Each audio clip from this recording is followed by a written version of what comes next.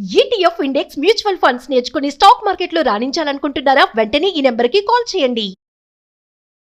Hello నమస్తే, welcome to Suman TV. ప్రస్తుతం మనతో పాటు స్టూడియోలో రామ్ మెట్టు గారు ఉన్నారు. Motivational speaker and personality development coach. వీరితో ఈరోజు కొన్ని విషయాల గురించి మనం డిస్కస్ చేద్దాం.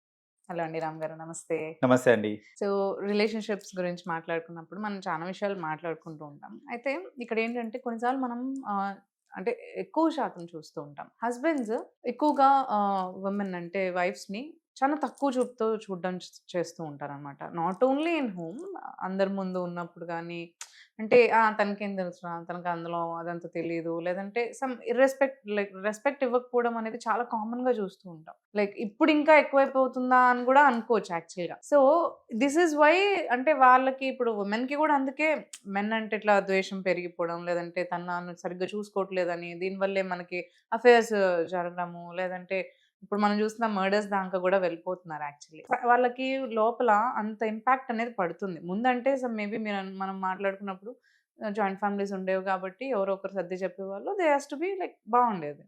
ఇప్పుడు ఏం చేయాలి అసలు అంటే ఆ సర్కమ్స్టాన్సెస్లో మెన్ అలాంటి బిహేవియర్ చూపిస్తూ ఉన్నప్పుడు అది that like how it leads to ఆ రిలేషన్షిప్ ఎక్కడికి వెళ్తుంది అంటారు అసలు? రిలేషన్స్ డ్యామేజ్ అవుతాయండి ఖచ్చితంగా. అండ్ ఏ భర్తన్నా సరే వాళ్ళ వైఫ్కి ఇవ్వాల్సిన రెస్పెక్ట్ ఇవ్వట్లేదు అని అంటే అర్థం చేసుకోవాల్సింది ఏంటిది అని అంటే, వైఫ్ని అర్ధాంగి అంటారు కదా, like she's 50% of you. Right. అంటే నువ్వు నీ వైఫ్ని రెస్పెక్ట్ చేయట్లేదు అని అంటే నిన్ను నువ్వు రెస్పెక్ట్ చేసుకోవట్లేదు. It is as good as నిన్ను డిస్రెస్పెక్ట్ చేసుకుంటున్నట్టే లెక్క. అది ఫస్ట్ గుర్తించాలి. ఎందుకు అని అంటే ఒక సొసైటీలో పెళ్ళైన తర్వాత ఒక సొసైటీలో మన ఐడెంటిటీ క్రియేషన్ ఏదైతే అవుతుందో చూడండి, దాంట్లో వైఫ్ కూడా ఒక part. She's a part of your identity. So నువ్వు నీ ఐడెంటిటీనే సరిగ్గా చూపించుకోవట్లేదు జనాలకి, అందరు ముందు చునుకన చేస్తున్నావు అని అంటే నిన్ను నువ్వు తక్కువ చేసుకుంటున్నట్టే కదా. సో ఫస్ట్ థింగ్ గుర్తుపెట్టుకోవాల్సింది ఏంటిది అంటే, తను she's a part of my identity కాబట్టి నేను ఎంత ఎలివేట్ చేస్తే నా ఐడెంటిటీ ఇన్ సొసైటీకి కూడా అంత ఎలివేట్ అవుతుంది.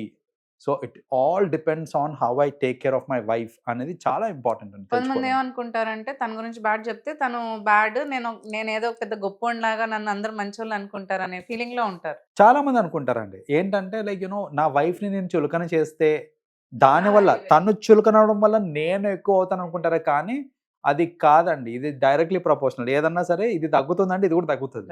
సో మన వైఫ్ ని ఎప్పుడన్నా సరే సొసైటీలో ఎవరన్నా సరే వైఫ్ ని చులకన చేసినప్పుడు ఖచ్చితంగా వాళ్ళు కూడా చులకన అయిపోతూ ఉంటారు అనమాట. అది గ్రహించాలి ఫస్ట్ ఆఫ్ ఆల్. రెండోది ఏంటంటే, నీ వైఫ్ నుంచి నీకు రెస్పెక్ట్ కావాలి అని అంటే take it for granted. You have to అది రెసిప్రొకేట్ అవుతుంది. నేను రెస్పెక్ట్ ఇచ్చాను అని అంటే నాకు రెస్పెక్ట్ వస్తుంది. మగాడికి కావాల్సిన మోస్ట్ ఇంపార్టెంట్ థింగ్ ఏంటిదంటే రెస్పెక్టే, రైట్? అండ్ వాళ్ళు అది ఎక్స్పెక్ట్ కూడా ఎక్కడి నుంచి చేస్తారు? వైఫ్ నుంచే. నేను వైఫ్ నుంచి రెస్పెక్ట్ని ఎక్స్పెక్ట్ చేస్తున్నాను, కానీ నేను ఇవ్వను అని అంటే కుదరదు అట్లా, రైట్?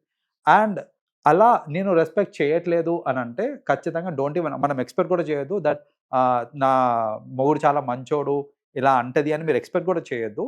సో అది కరెక్ట్ కాదన్నమాట. అండ్ మూడోది అండ్ ఇక్కడ చాలామంది ఇంకొక రాంగ్ నోషన్కి ఎందుకు వస్తుంటారంటే, అంటే నేను ఎంత తిట్టినా ఏం కాదులే అనే రాంగ్ నోషన్లు ఎందుకుంటారు అని అంటే, ఇట్లా ఫ్యామిలీ గ్యాదరింగ్స్ అట్లా అవుతున్నప్పుడు నీ హస్బెండ్ ఎలా ఉన్నాడు, నీ హస్బెండ్ మంచోడైనా, ఎలా చూసుకుంటున్నాడు అనేసి అడిగినప్పుడు చాలామంది వైఫ్స్ లైక్ వాళ్ళు ఏం చేస్తారంటే వాళ్ళు చెప్పుకోరు అందరికీ. అంటే వాళ్ళ ఫ్యామిలీ మెంబర్స్ అందరికీ సరిగ్గా చూసుకోవట్లేదు, ఊరుకూరుకునే తిడతాడు అవన్నీ చెప్పరు.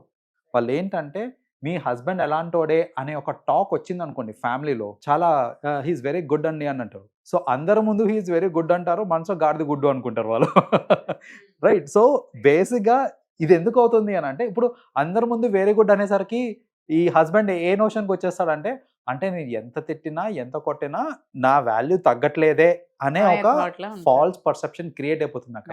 కానీ ఇక్కడ గుర్తుపెట్టుకోవాల్సింది ఏంటంటే, నలుగురు ముందు ఎందుకు చులకనవ్వాలి అనే ఒక భావంతో వాళ్ళు చెప్పరు, నా హస్బెండ్ ఇలాంటి వాడని చెప్పరు. కానీ మనసులో వాళ్ళు తిట్టుకుంటారో వాళ్ళలో మీరు ఖచ్చితంగా అయిపోయినట్టే అది. సో అలా అవ్వకుండా ఉండాలి అని అంటే ట్రస్ట్ మీ, మీకు మీ వైఫ్ నలుగురు ముందు జెన్యూన్గా, అరే మై హస్బెండ్ ఈస్ బెస్ట్ అని అంటున్నారు అనుకోండి, లక్కీ అనే వర్డ్ రావాలి అసలు. అది రావాలి నలుగురు ముందు రావాలి, నలుగురు ముందు పక్కన పెట్టేసేయండి. ప్రైవేట్ గా మీరు ఇద్దరే ఉన్నప్పుడు మీ వైఫ్ మీతో అనింది అంటే అది జెన్యూన్ అండి. Genuine, right. ప్రైవేట్ గా మీరు ఇద్దరే హ్యావ్ ఉన్నప్పుడు యూ ఇన్ మై లైఫ్ అనే మాట తెచ్చుకోవాలి అంటే ఎంత చేయాలి అసలు. అది అసలు ఆ మాట వచ్చింది అని అంటే లక్కీయెస్ట్ పర్సన్ అండి. And trust me, wife support ఉంది అని అంటే ఒక మగాడు కెరియర్లో కానివ్వండి, సొసైటీలో కానివ్వండి, ఎక్కడన్నా సరే గెలవాలి అని అంటే వైఫ్ సపోర్ట్ చాలా ఇంపార్టెంట్. ఆ వైఫ్ ఇచ్చే ఆ మోటివేషన్ కానివ్వండి, ఆ ఫిజికల్ సపోర్ట్ కానివ్వండి, so what ever it is, emotional support కానివ్వండి, ఇవన్నీ కూడా చాలా ఇంపార్టెంట్ ఒక హస్బెండ్కి. ఆ సపోర్ట్ మీకు రావాలి అని అంటే మీరు జాగ్రత్తగా చూసుకోవాలి వైఫ్ని. మీరు చూసుకోవట్లేదు అంటే మీకు ఆ సపోర్ట్ రాదు. అది రాదు అని అంటే ట్రస్ట్ మీ, ఎవ్వరు అంటే వైఫ్ని టార్చర్ చేసి, వైఫ్ని డిస్రెస్పెక్ట్ చేసి బాగుపడిన మగాడు లేడండి. ఎవరు లేరు అలా చెప్పాలంటే. సో మీరు బాగుపడాలి, మీరు లైఫ్లో ఒక రేంజ్కి వెళ్ళాలి అని అంటే trust me, she is the key. So మీకు వైఫ్ ఉంది, తన నుంచి సపోర్ట్ కావాలి అని అంటే ఖచ్చితంగా బాగా చూసుకోవాలి. పెళ్లి కాని వాళ్ళ గురించి మాట్లాడట్లేదు అని కొందరు అనుకుంటాను, పెళ్లి కాని వాళ్ళు చాలా మంది సక్సెస్ఫుల్ అయ్యారు కదా, ఇంకా సక్సెస్ఫుల్ అయ్యారు కదా అనేసి. సో అక్కడ ఏంటంటే you are not disrespecting anyone. కానీ మీరు డిస్రెస్పెక్ట్ చేసినప్పుడు ఆ నెగటివ్ ఎనర్జీ ఏదైతే క్రియేట్ అవుతుందో చూడండి అరౌండ్ అస్, ఆ negative energy will pull us back అనమాట. సో అది కాకుండా పాజిటివిటీ ఉండాలి అని అంటే వైఫ్ని రెస్పెక్ట్ చేయడం ఇంపార్టెంట్ మనకి. అసలు మరి ఎందుకు రెస్పెక్ట్ చేయరు, ఇంత తెలిసినా కూడా ఎందుకు రెస్పెక్ట్ చేయరు అని అంటే చిన్నప్పటి నుంచి ఇంకొక ఫాల్స్ పర్సెప్షన్ క్రియేట్ చేస్తూ ఉంటారు మెన్కి. ఏంటంటే అరే నువ్వు పులిరా, నువ్వు సింహం రా, నువ్వు తోపురా అనేసి ఒకటి తీసుకెళ్తుంటారు చూడండి, ఒక నోషన్. అదే తప్పండి. ఇప్పుడు మోస్ట్లీ ఇది ఫ్యామిలీ వాళ్ళే చెప్తారు, పేరెంట్స్, సిబ్లింగ్స్, ఫ్రెండ్స్.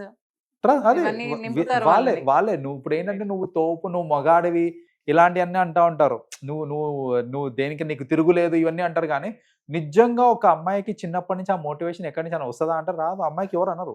సో ఆ డిఫరెన్స్ చూపిస్తున్నారు చూడండి. అమ్మాయిని అలా అన్నారు, కానీ అమ్మాయిని ఎప్పుడే కానీ అన్నిటికీ సర్దుకుపోవాలమ్మా, నువ్వు అమ్మాయివే అని నేర్పిస్తారు. అబ్బాయికి ఏమో లేదు, నువ్వు ఇక్కడ తగ్గేది లేదు, అక్కడ తగ్గేది లేదు, నువ్వు అంటే ఇలాగే ఉండాలని చెప్తారు. సో ఇలాంటి నేర్పడం వల్ల చిన్నప్పటి నుంచి ఈ మధ్య ఈ తగ్గేదేలే అన్న డైలాగ్ కూడా నేర్చుకున్నారు జనరల్ అబ్బాయిలందరూ, ఎవరన్నా కానివ్వండి. అండ్ దానికి తగ్గట్టే బిహేవియర్ కూడా వాళ్ళు తీసుకొస్తున్నారు. దట్ ఈస్ రాంగ్ అండి, అలా చేయకూడదు.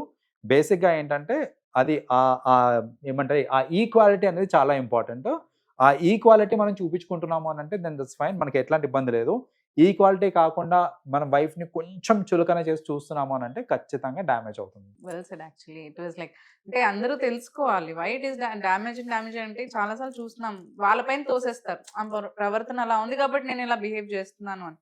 But there will be an action to like there will be a reaction to your actions అని చెప్తున్నాం. Right. So బట్టి ఆ రియాక్షన్ అనేది వస్తుంది అక్కడ నుంచి. Correct. And our reactions are very dangerous. Yes. Thank you అండి. Thank you Namdar. Thank you so much. Welcome అండి.